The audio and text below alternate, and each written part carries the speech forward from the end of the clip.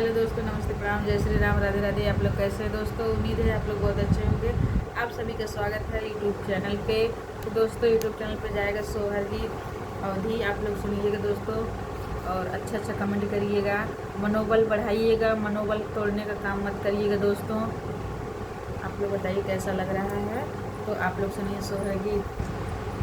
कहवा में जनमेल रामा त कहवा कन्हैया जन्मे कहवा कन्हैया जन्मे हो।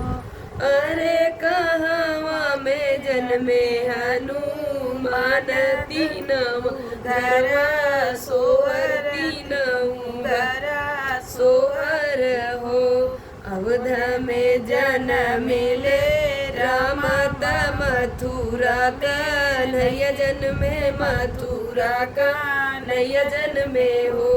अरे पर्वत पे जने हनुमान तीनहु घरवा सोहर तीनहु घरवा सोहर हो। केकरे घरे जनमे न राम के करे घरे कन्हैया जन्मे केकरे घरे कन्हैया जन्मे हो। अरे केकरे घरे जन्मे हनुमान तीनव घरवा सोहर तीनव घरवा सोहर हो।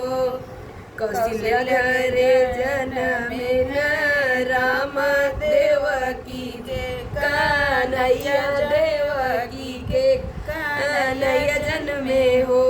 अरे अंजनी के जन्मे हनुमान तीनहु